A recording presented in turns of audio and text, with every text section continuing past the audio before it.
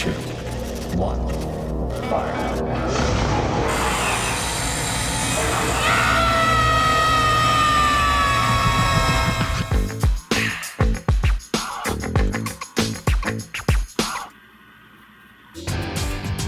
Total Force is a 1996 action thriller written and directed by former pornographer Steve Kamen and starring Richard Lynch as an egomaniacal military contractor using a brain-altering space laser to make super soldiers. Brainwave modification, neurological impulse remapping, psychosurge pulse, particle beam. We all know the buzzwords. It's an ugly movie, shot on video with maniacally off-kilter cinematography, edited into a frenzied nightmare, and eventually de-interlaced in a manner that induces nausea.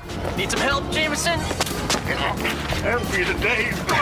But despite all that, the funniest failing isn't visual. It's the hilariously redundant voiceover delivered in the style of a 1950s police procedural. 1830. Admiral Denton receives neurolator test data.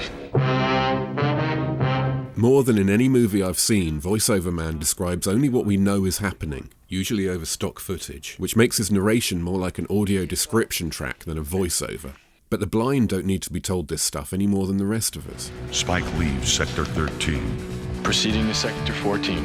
I don't know who Spike is or what that means. The movie opens with Lynch's Dr. Edmund Wellington showing off the fruits of his labour to assorted government dignitaries in a world-class demonstration that looks nothing like a cross between a public safety infomercial and Saw. Apparently the space laser is called a neurolator, and it works by engendering an irrational hostility to Robert Zsazsa. But on the day of the demonstration, the subject also develops a fondness for Justin Theroux's unnamed lab assistant, and by shrieking through a window is able to transfer his super soldier mind brain directly into him. All's well until the lab assistant returns to his home. The lab assistant returns to his home And finds it full of obnoxious stoners who push him over the edge and trigger another attack from the visual effects team. You're a tweak, dude.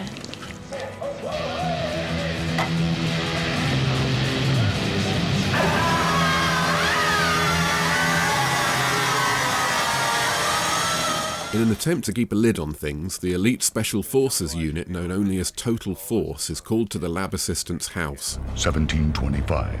The elite special forces unit known only as Total Force is called to the lab assistant's house. Total Force is a totally Bronson kill squad led by Timothy Bottom's alcoholic misanthrope Jack Drake, and they set about murdering everyone in sight while the boss kicks back with a beer and watches the game. You move it over, Rock. I'm trying to watch the game. This guy's quite the hero. He manages to keep boozing through missions, briefings and street fights, and spends any spare moments antagonizing Wellington, who gets sidelined by the military for some reason. Wait just a minute. What gives you the right to take over my program? And tell the good doctor, if he ever addresses me in that tone of voice again, he'll be lucky to get a job teaching 5th grade biology. Desperate to retain control of the neurolator so he can blackmail the world, Wellington summons Frank Stallone's international terrorist Jack O'Hara to help. International terrorist Jack O'Hara arrives in Los Angeles. His mission is to seize control of the neurolator with help from a team including right-hand man Boris and Kung Fu Queen August, played by David Carradine's daughter Callista. And to that end, O'Hara directs the terrorist infiltration of the Wellington Research Facility. Jack O'Hara directs the terrorist infiltration of the Wellington Research Facility. Dr. Wellington then turns the neurolator on his employee hostages, creating a ready-made army from the surprisingly underdressed staff of his military research facility. Yeah, it looks like the real thing. We could have a compound full of shitheads here. And suddenly it's a kung fu zombie movie. Soon the unstoppable force meets the immovable object as Drake's unit is sent in to take out O'Hara's mercenaries in a blistering shootout. Hey, they take any taxes out of your pay? No! Cash and carry, brown bag, why? Yeah, well, looks like you're gonna have to die, you non-tax-paying son of a bitch!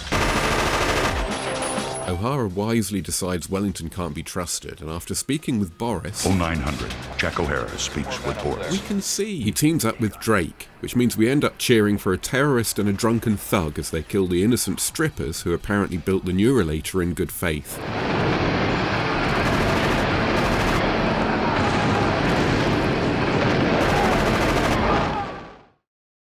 Despite the cast, Total Force isn't a typical low-budget, low-rent geezer teaser. The big names have big roles and they deliver to the best of their abilities. Come on, what are you, my mother? Come on, I know where to draw the line, you know? It's not like I drink in the morning.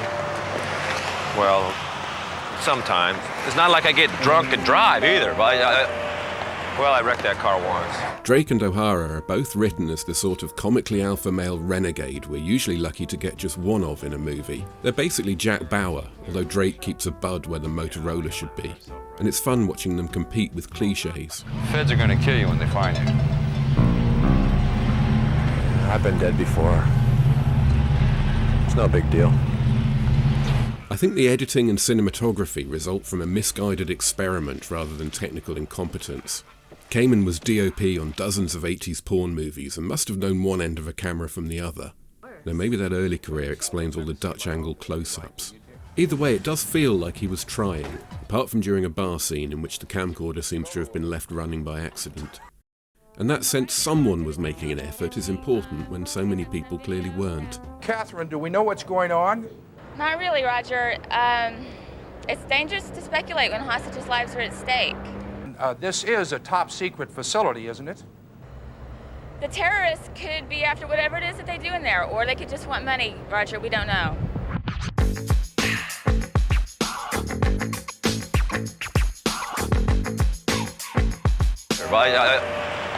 I wrecked that car once.